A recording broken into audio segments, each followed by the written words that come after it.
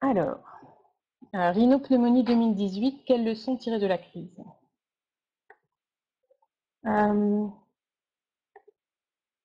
donc, je vais faire une petite présentation. Alors, je vais rappeler rapidement quelques éléments importants sur les deux virus, herpès virus équin 1 et herpès virus équin 4, donc les deux virus concernés qui ont fait parler d'eux au printemps.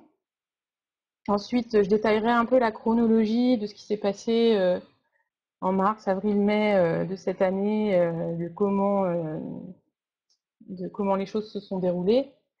Et puis, je vous présenterai les premières conclusions sur cet épisode aussi et sur ses causes, ses conséquences, enfin voilà, surtout voilà, sur les leçons qu'on peut en tirer. Et puis, on reparlera un petit peu dans les leçons qu'on peut en tirer de prévention sanitaire, parce qu'il n'y a pas que la rhino, et donc voilà, il n'y a pas que cette année. Donc voilà, on essaiera d'élargir un petit peu. Donc, ce HV1 et HVE4 sont deux herpès virus, donc ils sont quand même un peu différents. Donc, ils vont provoquer des atteintes cliniques chez les chevaux.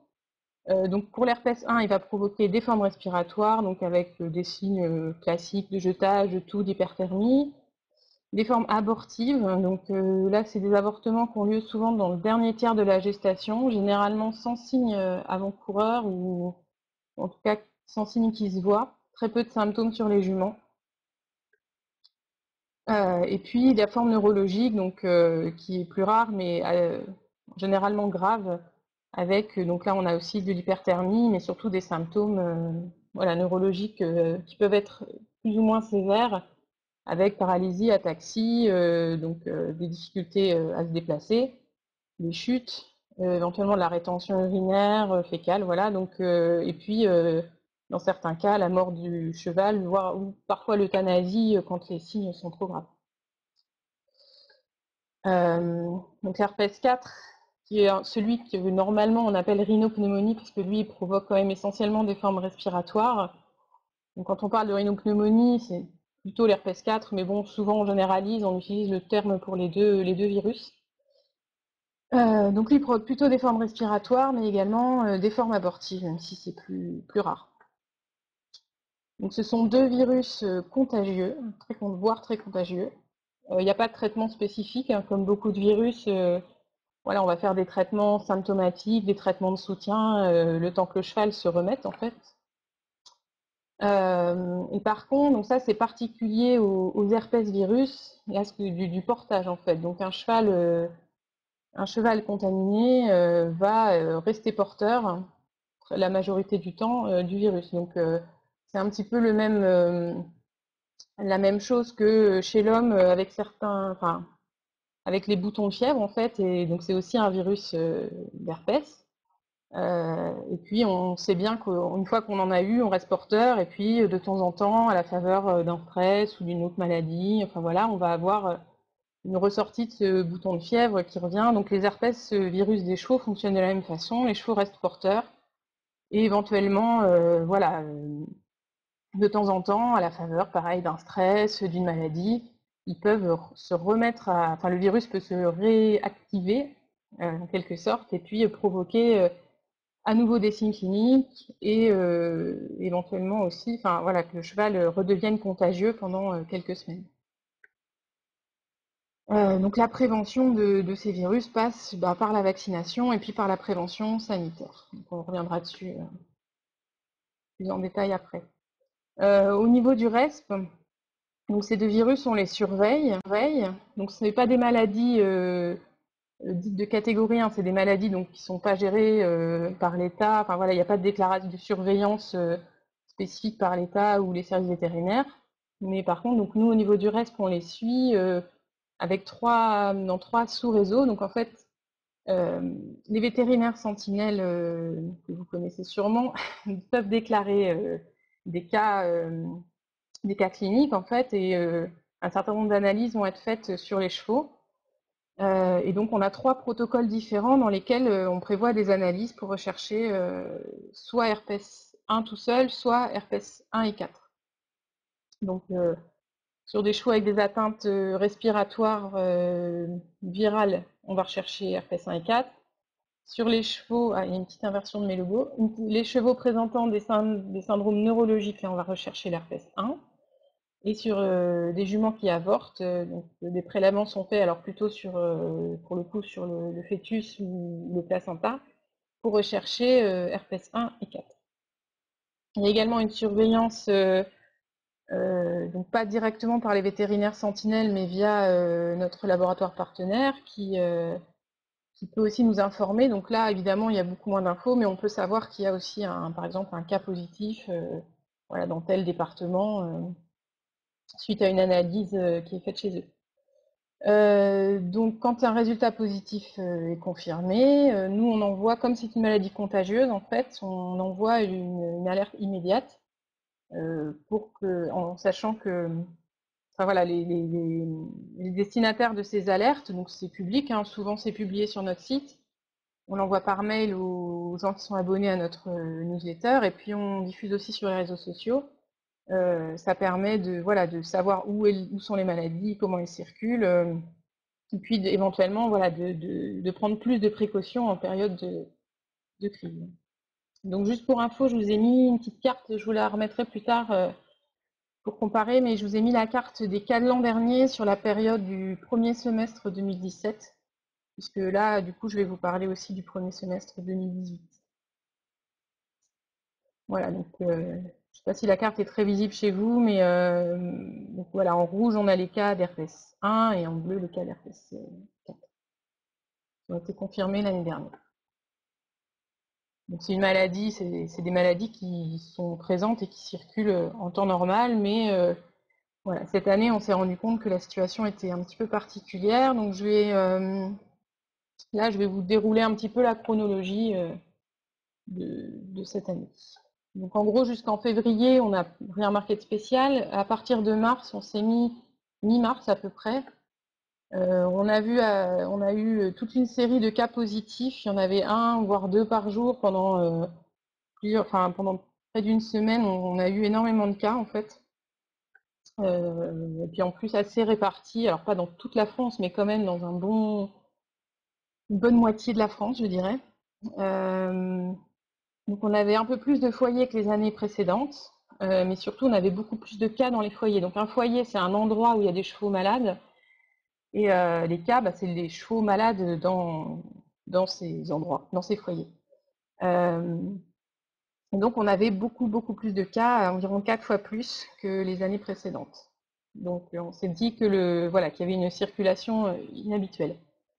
On a aussi remarqué que parmi les chevaux touchés, il y avait beaucoup de chevaux de la filière sport et pas mal de suspicions qui nous remontaient du terrain de contamination à l'occasion de concours de saut d'obstacle. Il y a aussi eu quelques cas chez des pur-sang, quelques cas chez des chevaux vaccinés. Donc voilà, donc la situation nous paraissant inhabituelle, dès fin mars, en fait, on avait alerté sur le fait que cette année, voilà, la circulation virale était peut-être un peu plus intense que d'habitude et qu'il était bon de prendre des précautions. Ensuite, début avril, on a eu une seconde série de cas positifs, donc toujours pareil dans le Grand Ouest et puis le nord de la France.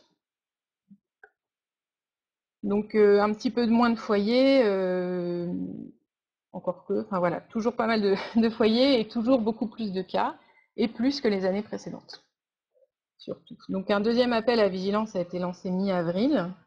Dans la lignée du premier, après les recommandations qui étaient faites, les recommandations qui étaient faites étaient toujours les mêmes, à savoir le respect vraiment de bonnes pratiques sanitaires, les précautions, voilà, être vigilant, etc.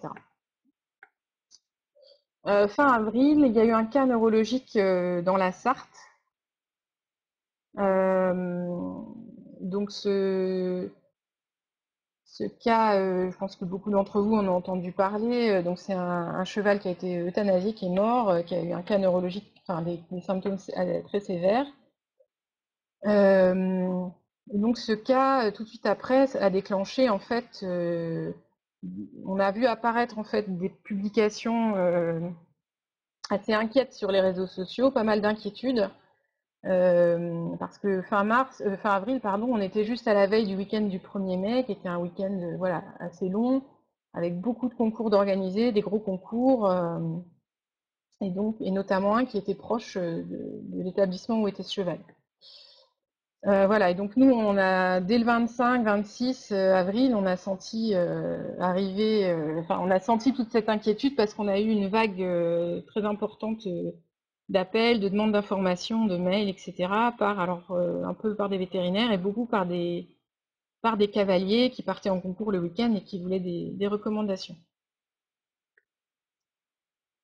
Donc, vu la situation inhabituelle qu'on avait, sur laquelle nous on avait déjà communiqué un petit peu, on n'avait pas eu de retour spécifique suite à nos appels à vigilance, mais voilà, on avait déjà remarqué que cette année ça semblait circuler plus que d'habitude. Donc, beaucoup de cas, des cas préoccupants quand même, certains, alors pas tous, mais certains des chevaux atteints étaient très bien vaccinés. On nous remontait aussi du terrain, soit par les professionnels qu'on pouvait avoir au téléphone, soit par des vétérinaires, une sous-déclaration des cas. Et puis surtout, il y avait ces attentes très fortes de la part de cavaliers et puis d'organisateurs de rassemblements qui voulaient plus d'informations, qui voulaient des recommandations. Il y a également eu des annulations de compétitions, donc y compris de certaines très grosses compétitions. Donc voilà, donc le 26 avril après-midi, on a déclenché la cellule de crise. Donc je voulais faire un petit point là-dessus parce que donc nous on est le RESP, on collecte des infos, on transmet des informations, des données, on essaye d'être le plus neutre et possible.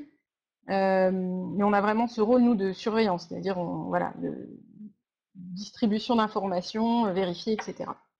La cellule de crise, c'est pas juste le RESP, c'est toute une. Alors, je vous ai remis la liste, je vais pas la lire, mais voilà, c'est un ensemble vraiment de structures qui se sont réunies pour essayer de prendre des décisions cohérentes et concertées, et puis qui soient aussi applicables sur le terrain. L'idée, c'est pas de donner des conseils complètement déconnectés de ce qui se passe sur le terrain.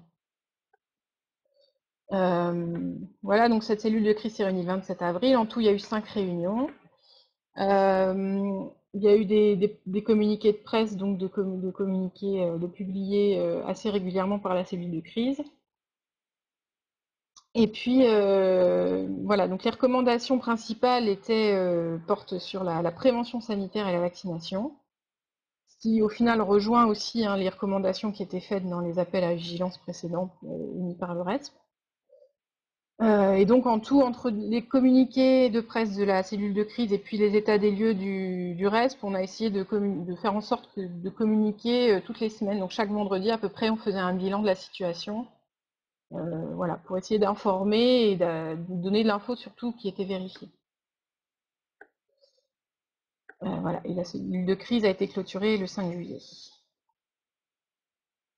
Donc en termes de bilan, de résumé de cette chronologie de la crise, donc là je vous ai remis un peu le nombre de foyers et de cas donc d'herpès 1 et d'herpès 4, donc pour information, il y aura des graphiques un peu plus tard qui seront peut-être plus parlants, mais là c'était vraiment juste pour vous resituer les choses. Et donc en parallèle de ça, il y a eu d'une part à partir du début mai, du coup, à partir de ce fameux week-end du 1er mai, donc très rapidement, il y a beaucoup d'organisateurs qui ont réagi très vite, en l'espace de quelques jours, pour mettre en place ou renforcer, mais souvent mettre en place des bonnes pratiques sanitaires. Donc voilà, appliquer, demander aux participants d'être plus vigilants, de ne pas mélanger le matériel, améliorer aussi tout ce qui était désinfection des box, mise à disposition de points d'eau adaptés, etc. Voilà, donc ça, c'est des bonnes pratiques qui ont été renforcées dès le début de la crise et puis on l'espère, qui sont encore en cours. Il y a eu aussi de l'annulation de concours et d'engagement, donc ça a été assez variable pendant la période, mais voilà, il y a certains gros concours qui ont été annulés, et puis il y a aussi du coup pas mal de cavaliers qui malgré le maintien des concours, n'y sont pas allés. Il y a aussi eu des mesures exceptionnelles de mise en place, qui vont plus loin, je dirais, que les bonnes pratiques sanitaires de base. Donc ça a été surtout appliqué, je dirais, en mai et juin, avec certains organisateurs, pour certains concours, ont demandé des dépistages, par exemple, avant l'arrivée des chevaux, une demande de résultats d'analyse négatifs pour pouvoir participer. Il y a aussi eu des concours qui ont demandé des certificats de bonne santé, donc émis par des vétérinaires qui avaient vu les chevaux dans un délai assez court avant la compétition, donc avant le rassemblement. Voilà, nous, en parallèle au RESP, on a eu environ, je dirais, 5 à 600 demandes d'informations, donc soit téléphoniques, par mail, ou via Facebook aussi. Vous avez été assez actifs sur Facebook. Donc ça a commencé fin avril, et puis ça s'est poursuivi alors tout le long de la crise, mais ça a été très intense, je dirais voilà, jusqu'à fin mai à peu près. Et puis donc on a communiqué de façon hebdomadaire, soit via des bilans, soit via les communiqués de cellules de crise quand il y avait des réunions de la cellule de crise. Donc pour résumer, donc donc on a constaté cette année qu'il y avait vraiment une réelle augmentation du nombre de cas et de foyers. Donc là, je vais parler de l'herpès 1, j'ai une autre diapo après sur l'herpès 4. Donc le nombre de foyers a été quand même plus élevé. Donc là, je vous ai fait un petit graphique. Alors en vert, c'est la moyenne des années précédentes. Ici, vous pouvez voir. Et donc des 4 années précédentes, d'après les chiffres de la surveillance faite par le RESP. Et en bleu, ce sont les chiffres de cette année. Voilà, donc le nombre de cas confirmés, c'est pareil, on a quand même une augmentation, notamment en mars, qui est très forte, avec 4 fois plus de cas confirmés. Pour les chiffres du mois de mai, évidemment, ils sont plus durs à interpréter parce que au mois de mai, il y avait il y avait plus de vigilance, clairement, suite à la fameuse crise. Suite à la crise médiatique, je dirais, il y a eu beaucoup plus de vigilance de la part, je pense, des cavaliers et des vétérinaires, et donc plus de recherche, en fait, plus d'analyse de faits, plus de déclarations. Mais en tout cas, en mars et avril, nous, on n'a pas constaté qu'on avait plus de déclarations. En mars, on n'avait pas encore, nous, du tout communiqué dessus. Et on constate quand même cette augmentation. Voilà, et en parallèle, donc le laboratoire LabEO nous a indiqué qu'en mars, effectivement, on constate de leur côté aussi une augmentation du nombre, en tout cas, de positifs sur les demandes d'analyse.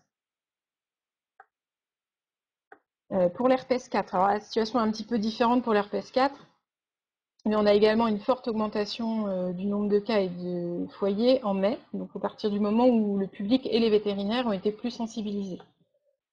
Donc il y avait plus de demandes d'analyse que d'habitude, et donc nous on suppose que la circulation de ce virus est clairement sous-diagnostiquée en temps normal, en fait, comme il donne souvent, entre guillemets, qu'une forme respiratoire.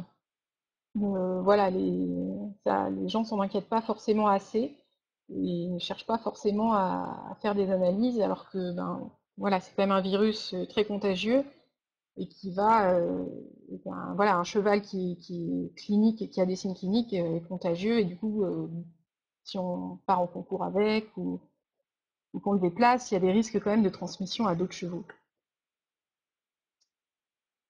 Voilà, donc les graphiques, vous voyez, ils ont une allure assez différente des graphiques pour herpès 1, donc avec des chiffres comparables aux années d'avant jusqu'en avril, et puis en mai, voilà, on s'est rendu compte qu'en fait, ça circulait énormément cette année.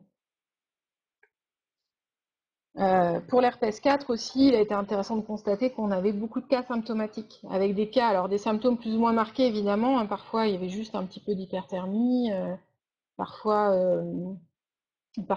voilà, des signes plus sévères avec vraiment du jetage, de la toux, mais quand même les chevaux étaient globalement symptomatiques.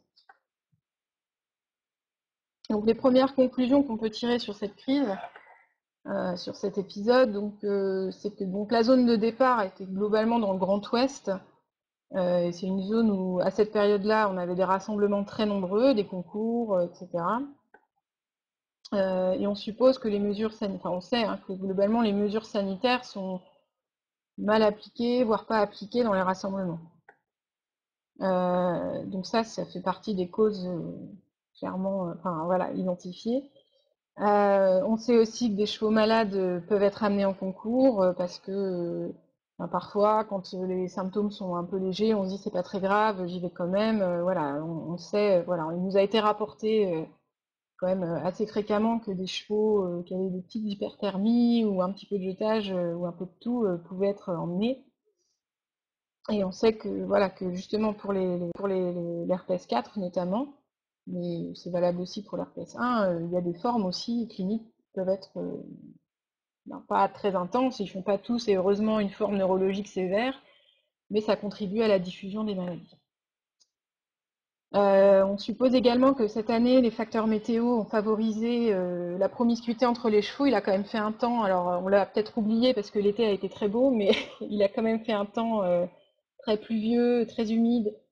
Donc on suppose que les chevaux étaient aussi plus à l'intérieur, plus proches les uns des autres, plus en contact, et que ça a pu favoriser. Les vaccins, donc assez logiquement, on sait que la population équine en France est assez mal vaccinée contre les herpès virus. Si on compare à la grippe par exemple, où là le taux de vaccination, alors ça c'est des chiffres RESP qui viennent de notre base de données sur les chevaux que les vétérinaires sentinelles nous déclarent. On sait que la vaccination grippe semble quand même assez répandue. On est presque à 90% de couverture. Alors que pour les herpès virus, on est à peine 30%. Et étonnamment, pour ce qui est de la grippe, on a beaucoup moins de cas, on n'en a pas eu depuis plusieurs années.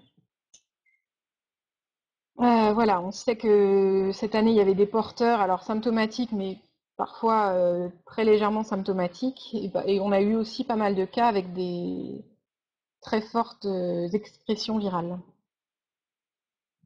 Donc ça, je me permets du coup d'indiquer que l'examen clinique avant le départ du cheval, alors bon là c'était des mesures exceptionnelles mises en place avec un examen clinique par un vétérinaire qui était demandé par les organisateurs, mais un examen clinique avant de partir, même une prise de température, ça permet de se rendre compte que son cheval est potentiellement malade. Et nous dans les chevaux qui ont on s'est rendu compte quand même que la plupart des chevaux diagnostiqués positifs, la très grande majorité, avaient des signes cliniques. Donc, on peut les repérer. Pas des chevaux qui se promènent incognito en excrétant du virus. En tout cas, la grande majorité. Voilà. Et on a aussi constaté, alors ça, c'est les premiers résultats des équipes de chercheurs qui travaillent là-dessus. C'est pas nous directement au RESP qui travaillons dessus, mais qu'il y a plusieurs souches de virus qui ont circulé, en tout cas pour l'herpès 1. Il n'y a pas eu une super souche cette année qui aurait créé cette situation. Donc là, je vous ai surligné en rouge les quelques aspects sur lesquels on peut agir, parce que en fait, on sait, bon, la météo, le fait qu'il y ait des concours d'organiser tous les week-ends, etc., c'est pas des choses qui vont sur lesquelles on peut intervenir facilement. Par contre, le fait que les mesures sanitaires soient pas très bien appliquées, ou le fait que les gens se disent j'y vais quand même alors que leur cheval a de la fièvre, la vaccination, et puis le fait de bien vérifier l'état clinique de son cheval, donc ça va avec avec la ligne plus en haut, mais voilà, le fait de bien vérifier l'état de son cheval avant de partir, tout ça, c'est des choses sur lesquelles les cavaliers, les organisateurs, alors bon là, on se focalise pas mal sur les concours, mais c'est valable pour tous les rassemblements, tous les moments où des chevaux sont mis en contact. C'est des choses sur lesquelles on peut agir.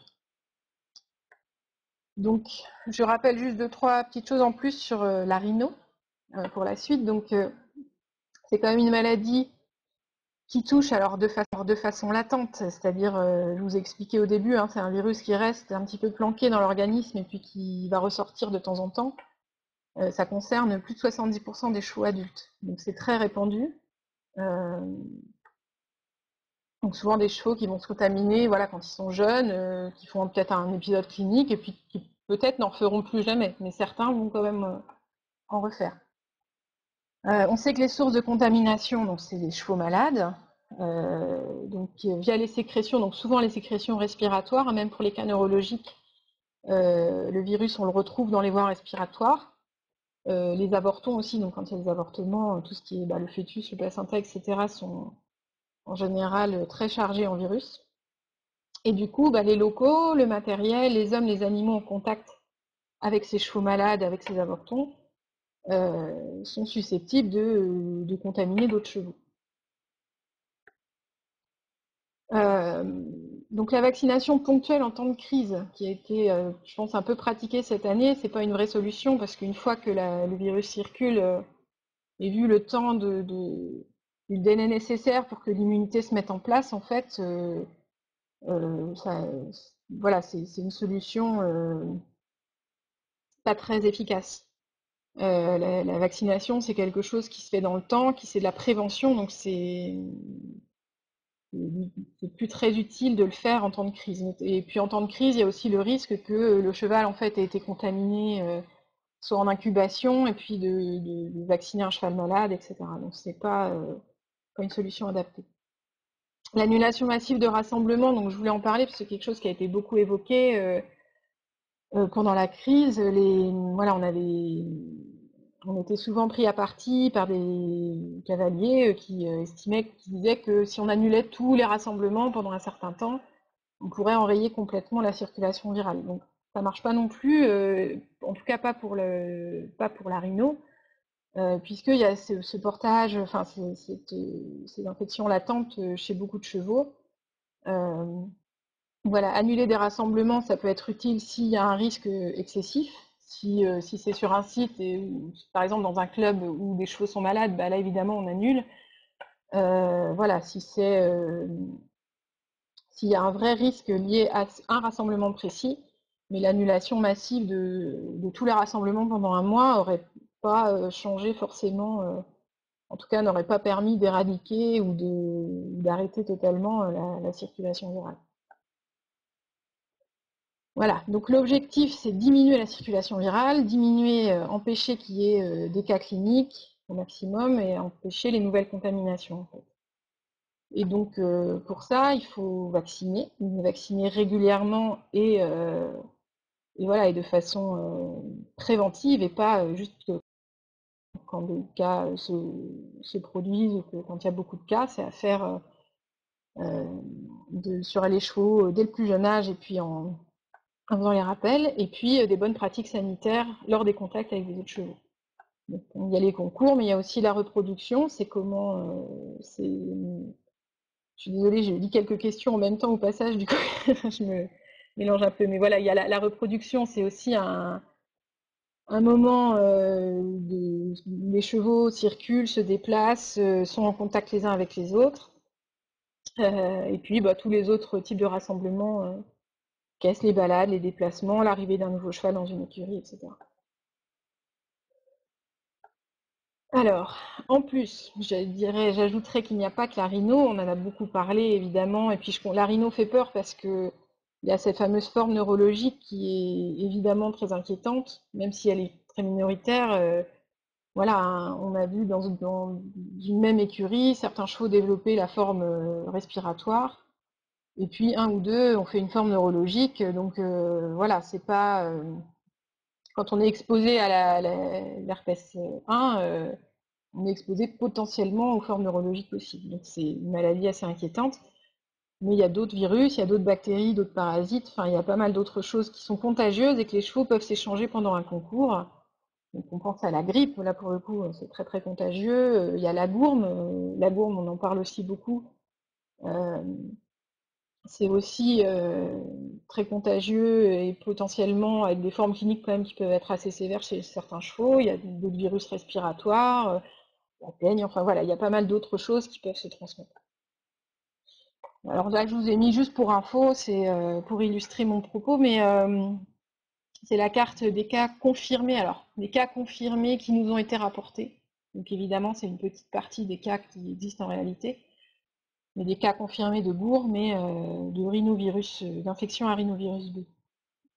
Donc, qui sont deux autres maladies, donc une virale et une bactérienne, deux autres maladies respiratoires potentiellement, voilà, qui peuvent, enfin, potentiellement cliniquement, qui peuvent être un peu sévères, voilà, handicaper les chevaux ou les rendre malades quelque temps. Donc la vaccination, bon, j'en ai déjà parlé, mais j'en rajoute une couche parce que c'est important. Une vaccination, ça se fait par un vétérinaire et sur des chevaux en bonne santé. C'est pour ça que les périodes de crise ne sont pas les meilleures périodes pour le faire. Il faut respecter les rappels. C'est quelque chose de préventif qui doit être fait en amont, pas pendant la crise. Bon, je sais, je me répète beaucoup. Et puis surtout, la vaccination, elle doit être massive en fait. Surtout pour les herpès virus, l'idée c'est de limiter la circulation, de limiter les cas cliniques, de limiter l'expression. Donc plus il y a de chevaux vaccinés et moins le virus circule en fait. C'est vraiment la protection de population. Donc dans un effectif, c'est important de vacciner tous les chevaux et dès le plus jeune âge. Bien sûr en se fiant à la notice des vaccins, hein, mais en respectant la notice, mais voilà. Pas uniquement vacciner les chevaux qui sortent en concours, par exemple. Alors là, je vous ai remis, c'est un petit poster. Alors vous pourrez, enfin ça c'est un poster qui a été développé cette année justement pour à destination des participants ou des organisateurs de rassemblements que vous pouvez retrouver sur notre site en version complète. C'est les principales mesures. En fait, donc c'est des mesures que vous pourrez retrouver dans les appels à vigilance. Enfin, globalement, les mesures recommandées n'ont pas vraiment changé hein, pendant toute la crise, que ce soit même avant, fin mars ou début avril, quand on avait déjà communiqué dessus au niveau du reste. Les mesures restent les mêmes. Donc, on n'emmène pas un cheval suspect en concours, en course ou ailleurs où il y a d'autres chevaux. Un cheval qui est malade, qui est potentiellement contagieux, on le laisse à l'écart, on le soigne et puis et voilà. Et vice versa. Enfin, au niveau quand on organise un rassemblement, si la structure où on est s'avère être un foyer de maladie qui a des chevaux malades, et ben on annule ou on reporte parce qu'on ne fait pas venir des chevaux d'un peu partout qui sont en bonne santé dans un endroit où il y a des maladies qui circulent. Ensuite, on s'assure de la propreté des box. Donc ça s'applique surtout évidemment si vous partez en concours sur plusieurs jours, vous faites héberger votre cheval dans un box fixe ou démontable. On ne désinfecte pas un truc sale. Et le nettoyage n'est pas forcément suffisant pour éliminer des choses différentes qui vont ensemble. Il faut d'abord nettoyer, ensuite désinfecter. On ne désinfecte pas un truc sale. Et le nettoyage n'est pas forcément suffisant pour éliminer tous les virus. Voilà, donc ça c'est des choses qui sont assez contraignantes, hein, on s'en rend compte, mais ça permet quand même d'éviter des contaminations. Si un cheval malade était dans le box la veille, pas remettre votre cheval dedans. Ensuite, le matériel et puis les seaux, donc tout ce qui est matériel de pansage, voilà, licol, enfin bon, les licols en général, quand on part en concours, on emmène le sien, mais voilà, ne pas échanger de matériel avec d'autres participants, c'est important parce que le matériel, comme je vous l'ai dit avant, peut être contaminé par un cheval malade, et puis dans un rassemblement, plus il y a d'autres chevaux qui viennent d'un peu partout, et plus il y a de risques qu'il y en ait un quand même qui potentiellement soit peut-être pas en bonne santé. Donc voilà, on les connaît pas tous, on connaît pas exactement leur statut sanitaire, donc on mélange pas le matériel. Et puis il y a la question de l'abreuvement, il faut vraiment éviter, donc ça s'adresse aux cavaliers et aux organisateurs, vraiment éviter tout ce qui est grands abreuvoirs collectifs, les grands bacs, etc. Parce que là c'est vraiment le bouillon de culture, et puis les chevaux sont nés à nez dedans. Voilà, c'est un très bon endroit pour échanger des virus. Donc on emmène son seau pour son cheval, on va le remplir au robinet mis à disposition par l'organisateur, et puis on évite en fait, tout ça c'est pour diminuer les contacts entre les chevaux. Donc on en vient voilà, à la suite, on diminue les contacts, on évite au maximum que les chevaux rentrent en contact avec les autres qu'on ne connaît pas. Que ce soit Enfin voilà, pendant le concours, en général, il n'y a pas trop de problèmes, mais justement, quand on fait la queue, je sais pas si on veut faire la queue pour aller doucher notre cheval ou justement pour l'abreuvement, des choses comme ça, voilà, il faut éviter qu'ils se disent bonjour de trop près. Même si c'est moins sympa, c'est quand même, d'un point de vue sanitaire, beaucoup plus adapté. Et enfin, les chevaux qui sortent, dans l'idéal, il faudrait les isoler quand ils reviennent dans l'écurie de départ. Donc c'est pas toujours simple à mettre en place, mais au moins, voilà, ne pas les remettre au milieu des autres dès le retour, attendre une dizaine de jours, et puis essayer d'utiliser un matériel spécifique pour ces chevaux-là. Alors après, c'est vraiment chaque structure qui doit trouver ses solutions, parce que selon la configuration des lieux, selon l'organisation, c'est pas forcément les mêmes solutions pour tout le monde.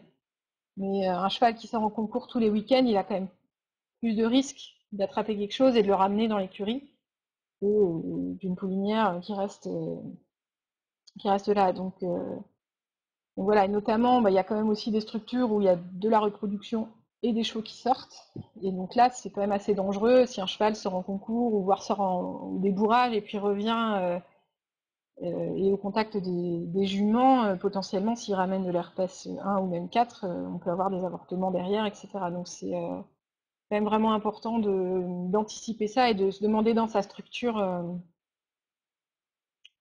comment on peut s'organiser. Et enfin, désinfecter le matériel. Donc ça c'est pareil, c'est bon déjà on utilise un matériel unique et puis voilà, il faut nettoyer, désinfecter le matériel, y compris les moyens de transport. Donc ça c'est important parce que pareil ils se promènent aussi, hein, autant que les chevaux, voire plus, donc ils sont aussi susceptibles d'être contaminés par des chevaux malades lors des déplacements. Voilà. Donc en conclusion, alors j'ai pas une conclusion très détaillée, mais du coup voilà, cette crise a été à la fois, il y avait une crise sanitaire, mais il y avait aussi une crise médiatique, je dirais, en tout cas de communication. Les gens étaient à la recherche de beaucoup d'informations. Il y avait réellement une circulation particulière cette année, plus intense que d'habitude. Mais il y a aussi eu un emballement, donc voilà, nous on a essayé, on a communiqué beaucoup, mais l'idée c'était vraiment de transmettre des informations vérifiées. Les recommandations qui ont été faites globalement, si vous relisez nos communiqués de presse ou nos bilans, bah, elles sont restées les mêmes hein, du début à la fin. C'était vraiment avec, voilà, des nuances où parfois on insistait sur des points précis, mais le, le, le fond du problème, c'est vraiment la prévention sanitaire. Les chevaux sont très exposés aux risques sanitaires globalement, enfin pas tous les chevaux, mais quand même tous ceux qui se déplacent et ils sont nombreux. Voilà, il faut en être conscient en fait quand on se déplace avec son cheval. Et plus le rassemblement est gros, bah, plus il y a des chevaux qui viennent de partout, plus ils sont exposés. Euh, et les mesures préventives sont des mesures qui devraient être appliquées pas uniquement en printemps 2018 dans les concours pendant la crise herpès, mais un peu tout le temps dès qu'on est en contact avec d'autres chevaux. Voilà. Donc là, je vous ai mis, donc ce sera aussi dans la présentation la liste des prochaines webconférences.